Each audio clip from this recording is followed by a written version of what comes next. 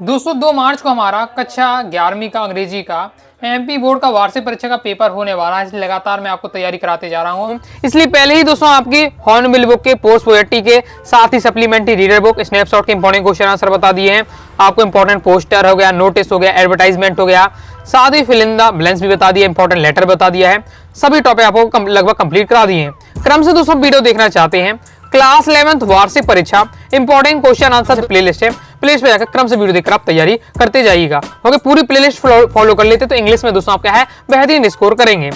आज की इस वीडियो में दोस्तों मैं आपको डू एज डायरेक्टेड बताने वाला हूं, जो कि आपका है क्वेश्चन नंबर 7। आपके पेपर में क्वेश्चन नंबर 7 में डू एज डायरेक्टेड आता है, 5 नंबर का आता है। तो 5 नंबर दोस्तों आप यहां से कवर कर लेंगे। चलिए स्टार्ट कर लेते हैं। तो डू एज डायरेक्टेड की हम बात करते हैं तो फिक्स नहीं कि जैसे मैंने आपको बताया बिल्कुल एज इट इज आ जाएगा, लेकिन जिस प्रकार से फिल इन द ब्लैंक्स का है चाहे आपका डू एज डायरेक्टेड, ये आपके 2 टॉपिक होते हैं ग्रामर में। ओके, इनका फिक्स नहीं होता कि जो मैंने बिल्कुल बताया एज इट इज आपका रखा मिलेगा। लेकिन एक बात यहाँ फिक्स होती है, वो कौन सी होती है बात, वो होती है आपके टॉपिक। यहाँ टॉपिक फिक्स है कि आपके कौन कौन से टॉपिक से आपका पूछा जाएगा। जैसे कि मैं आपको क्या है फिल इन द ब्लैंक्स वाला तो वीडियो बता ही चुका हूं, तो जाकर जो देखिएगा फिल इन द ब्लैंक्स आपके कवर हो जाएंगे। तो फिल इन द ब्लैंक्स में जैसे आपको ये सभी टॉपिक पढ़ने पड़ते हैं, सभी को मैंने शॉर्टकट में आपको समझा दिया है फिल इन द ब्लैंक्स वाली वीडियो में, जाकर जो देखिएगा। अब तो हम क्या डू एज डायरेक्टेड की हम बात कर रहे हैं। तो डू एज डायरेक्टेड में कौन कौन से टॉपिक आते हैं, अभी मैंने आपको बताया कि डू एज डायरेक्ट में आपके जो क्वेश्चन आते हैं उसमें क्वेश्चन तो फिक्स नहीं लेकिन टॉपिक फिक्स है, और जो टॉपिक से बन जाता है तो फिर आपसे क्वेश्चन भी बन जाएगा। क्योंकि आपको पता है हमारे पेपर कितने 6 सेट में आ रहे हैं। ओके, हर जगह अलग पेपर आ रहा है, तो हर सेट में अलग अलग क्वेश्चन है। ओके, तो इसलिए दोस्तों आपको क्या है टॉपिक ही पढ़ना पड़ेगा। टॉपिक तैयार कर लेते हैं तो दोस्तों आप क्या है 5 नंबर डू एज डायरेक्टेड में और इसी बार से 5 number fill in the blanks में पक्का कर पाएंगे। डू एज डायरेक्ट की बात करें तो अब मैं कौन कौन से टॉपिक आते हैं तो उसकी बात कर लेता हूँ। सो दैट का प्रयोग अक्सर पूछा जाता है, सो दैट का प्रयोग करना चाहिए आपसे। ओके जी, सबसे ज्यादा मोस्ट है आपका यहाँ से नो सूनर देन और एज सून एज का प्रयोग बनना चाहिए। सो दैट का प्रयोग, एज सून एज का, नो सूनर, इनसे जरूर 100% एक क्वेश्चन आपका रखा मिलेगा। फिर इफ अनलेस से एक क्वेश्चन आपका रखा मिलेगा। ओके, फिर आपका रिलेटिव क्लॉज बनाना। तो पेपर आपके सिलेबस में रहता क्या क्लॉज है, लेकिन क्लॉज बहुत टाइप के होते हैं। ओके, नाउन क्लॉज, आपका एडजेक्टिव क्लॉज, रिलेटिव क्लॉज, लेकिन पेपर में मैं बताऊं तो केवल रिलेटिव क्लॉज का है। ओके, 90% आपका रिलेटिव क्लॉज का आता है। तो बहुत रिलेटिव क्लॉज बहुत ज्यादा आसान है, इसकी मैंने ट्रिक भी बताई है। 2 से 3 मिनट वाली वीडियो है, वो देख लीजिए, आपका रिलेटिव क्लॉज कंप्लीट हो जाएगा। तो वॉइस आता है, नरेशन आता है, फिर निगेटिव बनाना, इंटरोगेटिव, ये टेंस से अगर बनते होंगे तो आप आसानी से बना लेंगे नेगेटिव। लगभग ये आपके टॉपिक रहते हैं। ओके, मैंने यहाँ 5 से 6 टॉपिक है जिन्हें आप तैयार कर लेते हैं तो आपका क्या डू एज डायरेक्ट कंप्लीट हो जाएगा। तो इस वीडियो में मैं क्या करूंगा, आपको प्रैक्टिस करवाऊंगा और रूल भी बताते जाऊंगा। जिस फिल इन द ब्लैंक्स मैंने आपको कवर करा दी है, शॉर्ट में रूल बताए थे। तो अगर आपने अब नहीं बनता है फिर भी आप क्या समझेंगे थोड़ा रूल तो आपसे बनने लगेगा, फिर यहाँ से आप नंबर कंप्लीट कर पाएंगे। तो work hard one day you will come out your flying colours. Okay, कठिन परिश्रम करिए, एक दिन आप क्या है इस सफलता को आप क्या है प्राप्त कर लेंगे। जो आपकी सपनों की दुनिया है, ओके, जो आप क्या है अपना टारगेट करे हैं उस टारगेट को आप आसानी से क्या है प्राप्त कर लेंगे अगर आप क्या है लगातार मेहनत करते हैं। तो सबसे पहले क्वेश्चन है हमारा, Ram is very brave he can not loss the race. इसमें हमें क्या है लिखा रहेगा, rewrite the sentence using so that. So that का हमको यूज करना है। ओके, मतलब इस सेंटेंस में आपको क्या है सो दैट का प्रयोग करना है। चलिए मैं आपको शॉर्ट में सो दैट का प्रयोग आपको समझा देता हूँ। सो दैट का प्रयोग है जैसे करना है, तो आपको क्या देखना है जो भी आपका सेंटेंस हो उसमें वेरी देखना है। अगर वेरी जहां लिखा हुआ है ओके, वहां आपको क्या सो का प्रयोग कर देना है। ठीक है, और दैट वहां लगाना। 2 सेंटेंस को जब जोड़ते हैं, जब 2 सेंटेंस को हम जोड़ने के लिए दैट लगाते हैं, यानी फुल स्टॉप होता है। देखिए 2 सेंटेंस भी फुल स्टॉप होगा, वहां आपको दैट सेट कर देना है। और वेरी के स्थान अगर आता है वेरी तो वहां आपको सो का प्रयोग कर देना है। क्लियर है। अब ऐसा हो सकता है सेंटेंस में कि आपको वेरी ना हो, मैंने क्या बताया कि वेरी के स्थान पर आपको सो का प्रयोग करना है, लेकिन सेंटेंस अगर वेरी नहीं है तो फिर दोस्तों आपको क्या है जो हेल्पिंग वर्ब होती है उसके बाद सो का प्रयोग करना है। अब हेल्पिंग वर्ब क्या होती है, is, am are, was, were, shall be, will be, ये सब आपकी हेल्पिंग वर्ब होती है। तो इनके बाद सो का आपको लगा देना है। हो सकता है सेंटेंस में हेल्पिंग वर्ब भी ना हो, देखो पहले मैंने क्या बताया वेरी हो तो वेरी के स्थान पर सो लगा देना है। वेरी नहीं है सेंटेंस में तो दोस्तों आपको हेल्पिंग वर्ब के बाद सो लगा देना है। ओके, पूरा खेल सो का है। दैट का तो फिक्स है कि वो फुल स्टॉप जहां 2 सेंटेंस के बीच में जुड़ता है तो दैट लगेगा, बस सो का खेल रहता है यहाँ। ओके, अगर आपके सेंटेंस में हेल्पिंग वर्ब भी नहीं है तो जो मेन वर्ब होती है वहां आपको उसके बाद सो का प्रयोग कर देना पड़ता। बस इतना सा आपका सो दैट का है। ओके, तो जैसे हम यहाँ अपना पहला वाला जी सेंटेंस देखें, राम इज वेरी ब्रेव, तो यहाँ वेरी लिखा हुआ, बस हमें क्या है यहाँ सो लगा देना है। ओके, वेरी के स्थान पर सो का प्रयोग कर देना है और फुल स्टॉप जहां लगा है पॉइंट वहां दोस्तों में क्या है दैट लिख देना है। तो Ram is so brave that he can not loss the rate, बाकी सब वही रहने वाला है। वेरी के स्थान पर सो लिख दिया, फुल स्टॉप जगह दैट लगा दिया। आई होप अब दोस्तों आप क्या है सो दैट का प्रयोग समझ गए हैं। बिल्कुल आसान है। दैट का तो देखिए फिक्स है कि जहां फुल स्टॉप लगा वहां दैट लिख देना है आपको किस स्थान पर। सो बस का पूरा खेल लेता है, तो अगर सेंटेंस में कहीं वेरी आपको दिख जाता है तो वहां सो उसके स्थान पर सो लिख दीजिएगा। हो सके अगर हो जाता है पेपर में कई बार कि वेरी ना आए तो हेल्पिंग वर्ब आपकी होगी is, am are, was, were, shall, will be, उनके उसके बाद सो लिख दीजिएगा। और हेल्पिंग वर्ब भी ना हो तो मेन वर्ब के याद, मेन वर्ब क्या है, गो हो गया, सिंग हो गया, ये सब मेन वर्ब होती हैं, तो उसके बाद आपको सो का प्रयोग करना है। ओके, तो ये सो दैट का प्रयोग एक बार से आप सीख चुके हैं, देख सकते हैं। सी वाज लेजी, फिर फुल स्टॉप है, she could not complete her work. She was lazy, she could not complete her work, इसमें भी आपको सो दैट का प्रयोग करना है। अब मैंने दोस्तों आपको शॉर्ट में समझा दिया है। अगर आपको वास्तव में समझ में आ गया है, इसका आंसर दोस्तों हुआ है कमेंट बॉक्स में बताना है। कमेंट बॉक्स में दोस्तों बताइए इसका क्या इस बार से बनेगा। ओके, आगे देख लीजिए। आगे नेक्स्ट हमारा मोहन, हर टॉपिक का दो मैं सेंटेंस लेकर आपको क्या समझाते जाऊंगा। Mohan is so fat that he can not run fast, ये आपका सेंटेंस है। इसमें T double O T O को टू का प्रयोग करना है। किसके स्थान पर, सो दैट के स्थान पर। सो दैट जहां लिखा हुआ है उसके स्थान पर T double O T O to का प्रयोग करना है। बिल्कुल सिंपल, इसमें भी आपका तो आपको मोहन लिखना है, इज लिखना है। जहां सो लिखा है सो के स्थान पर टी डबल ओ टू का प्रयोग कर देना है। फिर फैट लिखना है, फिर दैट के स्थान पर टी ओ टू का प्रयोग कर देना है, तो कर देंगे हम। ओके, बस इतना सा इसमें रहता है। टी डब्ल्यू टू के जब भी आता है तो वो उसके साथ कभी कैन नॉट नहीं होता, कैन नॉट या कुड नॉट नहीं होता है। तो बस होगा कैन नॉट कुड नॉट हटा, जब कैन नॉट कुड नॉट हटेगा तो उसका सब्जेक्ट हो जाएगा, यानी दैट के बाद जो वो आपका सब्जेक्ट इसका रहेगा वो सेकंड सेंटेंस का, और कैन नॉट कुड नॉट होगा वो हट जाएगा, बाकी वो एज इट इज आ जाएगा। तो इतना रहता है। देखिए आपका क्या हो जाएगा, मोहन इज, सो के स्थान पर टी डब्ल्यू टू लिख दिया, फैट लिख दिया, फिर दैट के स्थान में टी ओ टू प्रयोग कर दिया। फिर मैं क्या बताया, जब भी T W to T O to आता है तो कैन नॉट कुड नॉट नहीं रहता है। ओके, तो वो आपको हटा देना है और उसका साथ सब्जेक्ट भी हट जाएगा आपका इसका। ओके, तो आपका यह पूरा हट जाएगा और फिर आपका रन फास्ट आ जाएगा। तो ये आपको याद रखना, टी डब्ल्यू टू जब भी आता है आपको क्या कैन नॉट कुड नॉट हटा देना, उसके साथ जो सब्जेक्ट लिखा है वो हटा देना पड़ता है। ओके, अब तो आपने क्या समझ लिया, सो दैट समझिए, टी डब्ल्यू टू भी मैंने आपको समझा दिया। अब दोस्तों हम क्या है एज सून एज और नो सूनर देन को समझने वाले। ओके, तो थोड़ा मैं शॉर्ट में आपको समझा रहा हूँ। अगर जो जिन विद्यार्थियों को पहले से थोड़ा बहुत बनता होगा उन्हें बहुत अच्छे समझ में आ रहा होगा, लेकिन जिनसे बिल्कुल भी नहीं बनता उन्हें दिक्कत होती होगी, तो मैं आपसे यही करूँगा जैसे मैंने अभी आपको पहले बताया, आपकी इंग्लिश प्लेलिस्ट है, इंग्लिश की जो ग्रामर की प्लेलिस्ट है वहाँ जाकर आप क्या है क्रम से टॉपिक देखकर आप क्या है समझ सकते हैं। तो एज सून एज और आपका नो सूनर देन, इसका हम प्रयोग समझ लेते हैं। ओके, कैसे आपको करना है, एज सून एज के स्थान पर नो सूनर देन का प्रयोग कैसे करना है, और नो सूनर के देन के स्थान पर एज सून एज का प्रयोग कैसे करना है। अगर आपका हमेशा पूछा जाता है आपके डुएट डायरेक्टेड में, तो इस बात को समझने के लिए आपको ये 2 पॉइंट तैयार करने रहेंगे, ये आपको माइंड में रखना है 2 पॉइंट। तो अगर ये 2 पॉइंट आपने याद रख लिए तो आपसे बन जाएगा। पहली बात तो आपसे क्या है, अफर्मेटिव से इंटरोगेटिव कैसे बदलते हैं, इंटरोगेटिव से अफर्मेटिव कैसे बनाते हैं, वो आपसे बनना चाहिए, वो आपका टेंस का पार्ट है, वो आपसे उतना यहाँ बनना ही चाहिए।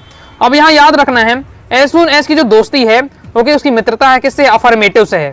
ओके, एज सून एज किससे चाहता है, अफर्मेटिव को चाहता है, जबकि नो सूनर देन है उसकी दोस्ती किससे है, आपकी इंटरोगेटिव से है। इंटरोगेटिव यानी क्वेश्चन, कोई आपके जो प्रश्नवाचक वाले आपके सेंटेंस होते हैं उनसे दोस्ती है। ओके, तो ये आपको याद रखना है। तो जब भी एज सून एज आएगा वो क्या है, वो कहेगा हमेशा क्या है अफर्मेटिव वाला सेंटेंस चाहिए। जब भी नो सूनर देन आएगा वो कहेगा मुझे क्या है इंटरोगेटिव वाला सेंटेंस चाहिए। ये आपको माइंड में याद रखना है, तो आपसे बन जाएगा। अब देखिए कैसे करना है आपको, as soon as she saw me, she began to beep. Okay, यहाँ आपको क्या है नो सूनर देन का प्रयोग करना है। तो एज सून एज के स्थान पर नो सूनर का प्रयोग करना है तो आपको कर देना है, एज सून एज के स्थान पर नो सूनर का प्रयोग कर दिया। अब जैसे ही नो सूनर आया उसके बाद क्या बचता है, ये तो एज सून एज के स्थान पर नो सूनर में लिख दिया, क्या बचा, सी saw me, सी saw me बचा हमारा, तो ये आपका आएगा। जैसे ही आएगा तो जो नो सूनर है ये कहेगा कि ये सी saw me क्या है, एक आपका अफर्मेटिव सेंटेंस है, साधारण वाला वाक्य। ओके, ये कहेगा मुझे क्या है, नो सूनर कहेगा कि मेरी दोस्ती तो कैसे है, इंट्रोगेटिव से है, मुझे केवल इंट्रोगेटिव वाला सेंटेंस चाहिए। तो सी saw me को क्या इंट्रोगेटिव में बदलना पड़ेगा। अब यहाँ आपका क्या सेकंड फॉर्म लगा हुआ है वर्ब का, तो ये पास्ट इंडेफिनिट का है, तो ये पास्ट इंडेफिनिट की हेल्पिंग वर्ब क्या होती है, डिड होती है, तो डिड सी मी हो जाएगा। ओके, डिड सी मी हो जाएगा। इसके बाद जहाँ कॉमा लगता है वहां आपको देन लगा देना है, जैसे यहाँ फुल स्टॉप रहता था, ओके, वहां आप दैट लिख देते थे, इसी बार से जहाँ कॉमा रहता है वहीं आपको क्या देन लगा देना है, और दूसरा सेंटेंस आपको ज्यों करते हो लिख देना है, पूरा दूसरा सेंटेंस कॉपी पेस्ट कर देना है। तो बस इतना आप समझ गए। देखिए आपको यहाँ क्या समझ में आया कि आपसे पहले तो अफर्मेटिव को इंट्रोगेटिव कैसे बनाते हैं, इंट्रोगेटिव अफर्मेटिव बहुत चीज बननी चाहिए। दूसरा आपको क्या है, ये दोस्ती वाला सिस्टम याद रखना है, नो सूनर की दोस्ती किससे रहती है, इंट्रोगेटिव से, और एज सून एज की दोस्ती होती है अफर्मेटिव से। क्लियर है, दूसरा समझ लेते हैं। जैसे no sooner did she sing a song then they started to clap. अब यहाँ नो सूनर लिखा हुआ है, इसके स्थान पर एज सून एज का प्रयोग करना है। ओके, अभी हमने नो सूनर के स्थान पर एज सून एज के स्थान पर नो सूनर किया। अब हमें क्या है, नो सूनर के स्थान पर एज सून एज करना है। सिंपल है, एज सून एज करना है तो हम कर देंगे, जहां नो सूनर लिखा वहां एज सून एज लिखना है तो लिख देंगे, हमने लिख दिया। अभी हमारे जब तो इसके स्थान पर क्या है, एज सून एज लिख दिया हमने। Did she sing a song, ये सेंटेंस बता did she sing a song, तो ये अब आएगा, इसके बाद ये आएगा। अब जैसे ये आएगा तो एज सून एज कहेगा कि मुझे अफर्मेटिव वाला सेंटेंस चाहिए। ओके, अफर्मेटिव से दोस्ती अफर्मेटिव वाला सेंटेंस दो। अब did she sing a song, did क्या हेल्पिंग वर्ब है, हेल्पिंग वर्ब आगे लगी है, यानी क्या है इंटरोगेटिव वाला सेंटेंस है, तो हमें इंटरोगेटिव से क्या अफर्मेटिव बनाना पड़ेगा। तो आपका ये पास्ट इंडेफिनिट का सेंस है। पास्ट इंडेफिनिट का जब अफर्मेटिव बनाते हैं तो वर्ब का सेकंड फॉर्म लगता है, सिंग का सेंग हो जाएगा और डिड हट जाएगा, तो सी सेंग आ सॉन्ग आपका बन जाएगा।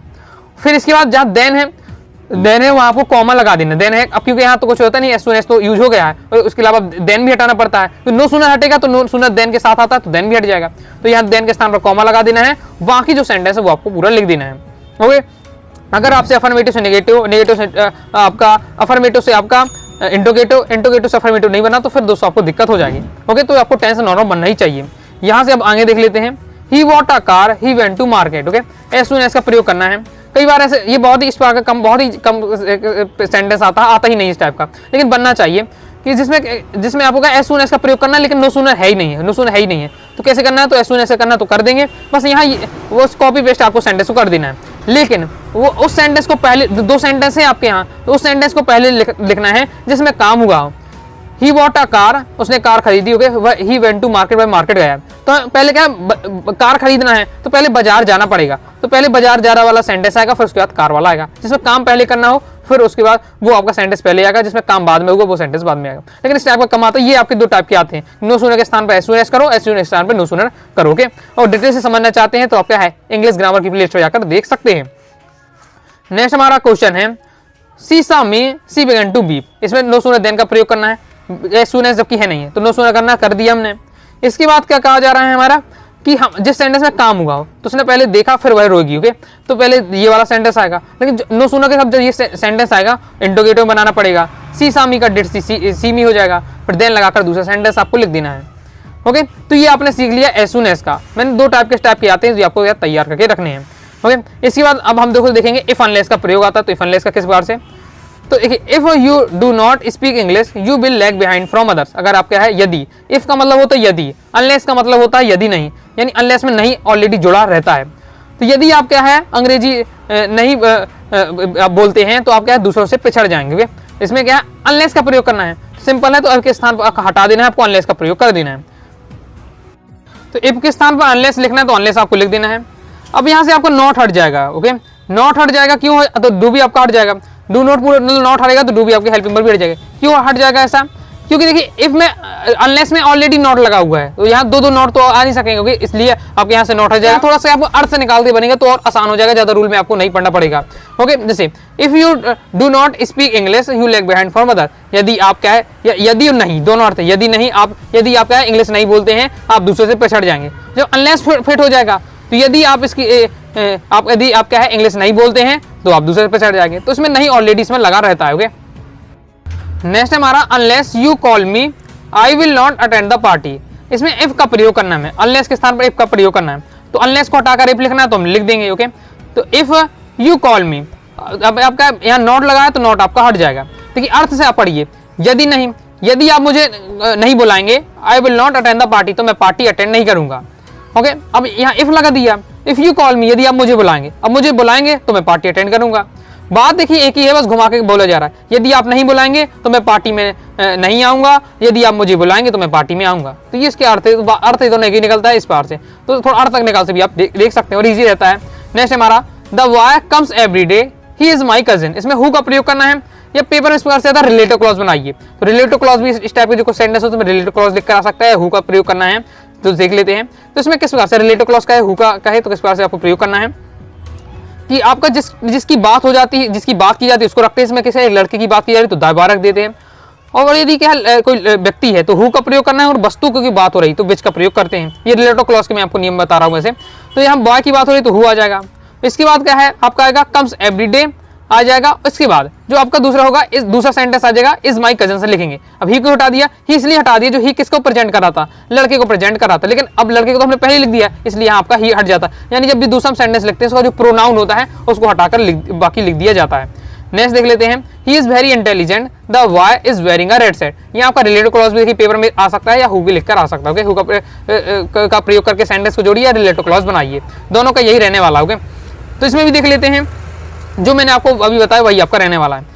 तो जिसमें जिसकी बात की जा रही है उसको रखते हैं, तो इसमें किसी लड़के की बात की जा रही है तो द वाई आपका पहले आ जाएगा। ओके, तो जैसे आपको ये बनाना है तो मैं बता दूं द वाई पहले आ जाएगा। इसके बाद दोस्तों आपका क्या रहने वाला है, हु आपका लग जाएगा। ओके, अब यहाँ पर हमारे पास दो सेंटेंस है, तो उस सेंटेंस को पहले रखना है जिसमें काम हुआ, कुछ काम हो रहा हो। देखिए इंटेलिजेंट में कोई काम तो है नहीं, wearing a red shirt, shirt पहने हुए। ओके, तो ये इसमें काम हो रहा है, तो ये आपका सेंटेंस आएगा। तो द वाई हु आपका हो जाएगा who is wearing a red shirt. Okay, अब यहाँ से इससे लिखेंगे क्योंकि आपका जो भी शब्द दोबारा रिपीट नहीं होना चाहिए, तो is wearing a red shirt. फिर आपका दूसरा सेंटेंस आपको लिखना है, उसमें भी आपको शब्द रिपीट नहीं होना चाहिए, इज वेरी इंटेलिजेंट आपका जाएगा, ही हट जाएगा क्योंकि द यूज कर चुके हैं। तो इस प्रकार से आपका रहने वाला है।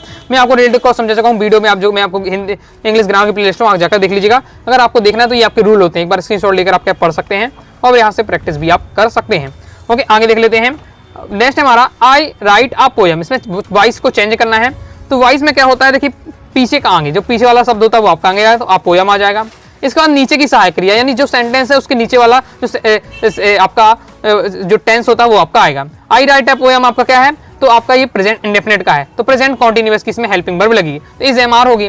अब आप पोएम है तो इज लग जाएगा, फिर वर्ब का थर्ड फॉर्म लगता है तो राइट का रिटर्न हो जाएगा, फिर वाई लगता है और आगे का पीछे आई का क्या हो जाएगा, मी आपका हो जाएगा। सी कॉल मी, तो यहाँ आपको वाई चेंज करना है तो हो जाएगा आगे का पीछे, मी का आगे आएगा तो आई हो जाएगा, आई का मी होता है, मी का आई। ओके, इस प्रकार से होता है। सी का हर हो जाता है, ओके, ही का हिम हो जाता है, तो ये आपका आई हो जाएगा। ये भी आपका प्रेजेंट इंडेफिनिट का है, तो प्रेजेंट कॉन्टिन्यूअस की helping verb is am are लगेगा, आई के साथ एम लगाते हैं, वर्ब का थर्ड फॉर्म लगता है, कॉल्ड हो जाएगा, वाई लगा देना है, तो वाई लगता है, फिर आगे का पीछे का आगे यानी सी है तो उसका क्या हो जाएगा, हर हो जाएगा। ये आपका वाइस रहता है। Okay, Ravi has taken tea, voice के चेंज करना है तो आपका पीछे का आगे, तो पीछे क्या है, टी है तो टी आपका हो जाएगा। नीचे की सहायक क्रिया, ये हैज है, नीचे की सहायक क्रिया होती है, हैज बीन हैव बीन होती है, तो टी के साथ हैज बीन आ जाएगा। वर्ब का थर्ड फॉर्म तो लगा ही हुआ है, टेकन हो जाएगा, फिर वाई लगाना पड़ता है, आगे के पीछे रवि है तो उसका रवि ही रह जाएगा। ओके, अब he does not take a tea, इसका आपको चेंज वाइज करना है, इसका आंसर आपको क्या है कमेंट में बताइएगा। Okay, he did it, negative बनाना ये बहुत ज्यादा इंपॉर्टेंट है, प्रीवियस कई बार आ चुका है।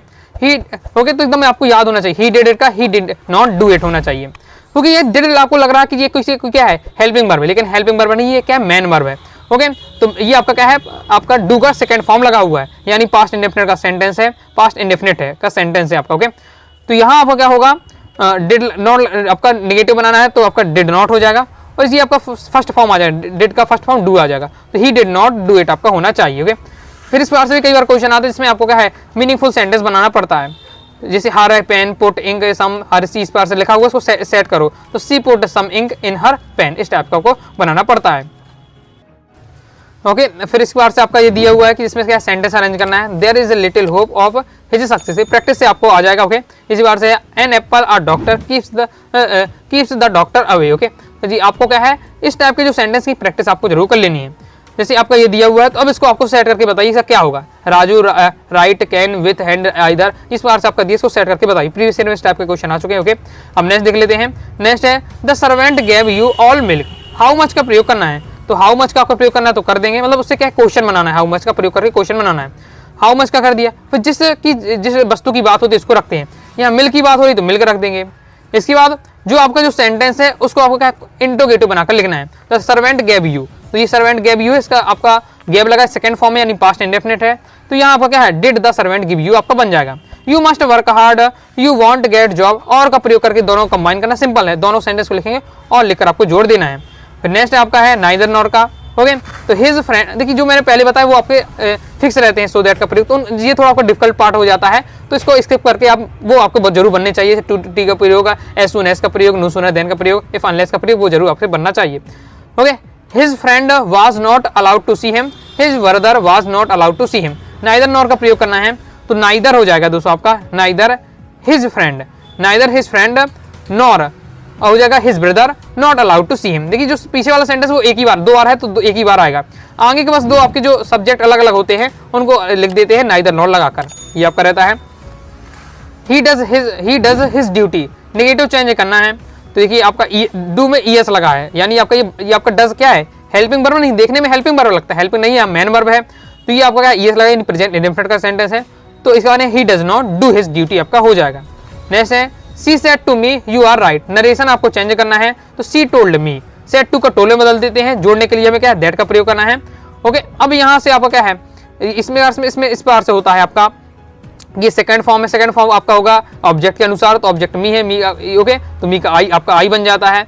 फिर आपको इसमें क्या करना है, इसके बगल वाली आर इज एम आर के बगल में क्या होता है आपके वाज बार होता है, प्रेजेंट कॉन्टिन्यूअस में है, ओके, इज एम आर, तो आपका क्या है पास्ट कॉन्टिन्यूअस का जाएगी, हेल्पिंग वर्ब लगेगी तो वाज बार लग जाएगा। ओके, मतलब इसमें आई है तो वाज लग जाएगा और राइट हो जाएगा। तो बहुत ज्यादा नरेशन वाला ऐसा नहीं है कि मैं एक दो लाइन में समझा दूं, क्योंकि ये लॉन्ग टॉपिक है, इसलिए थोड़ा मैं आपको इतना अच्छे से नहीं बता पा रहा हूँ। Next you said to me I went to Mumbai, इसका आपको नरेशन चेंज क्या है करना है और उसका क्या है कमेंट बॉक्स में इसका आपको आंसर बताना है। तो इस प्रकार से दोस्तों मैंने आपको शॉर्ट में सभी मैंने जितने टाइप के आते हैं मैंने आपको क्या है बता दिया है, उनको रूल भी समझाने का प्रयास किया है। बाकी डिटेल से देखना चाहते हैं इंग्लिश ग्रामर की प्लेलिस्ट पे जाकर आप क्या टॉपिक अच्छे से तैयार कर लीजिएगा। तो अभी दोस्तों आपको वीडियो पसंद है, वीडियो से लाइक करके सब्सक्राइब कर दीजिएगा, साथ ही दोस्तों टेलीग्राम चैनल व्हाट्सएप चैनल को ज्वाइन कर लीजिएगा। कोई दोस्तों डाउट आता है कारण से आप जरूर पूछिएगा। मिलते हैं नेक्स्ट वीडियो में, तब तक के लिए बाय बाय।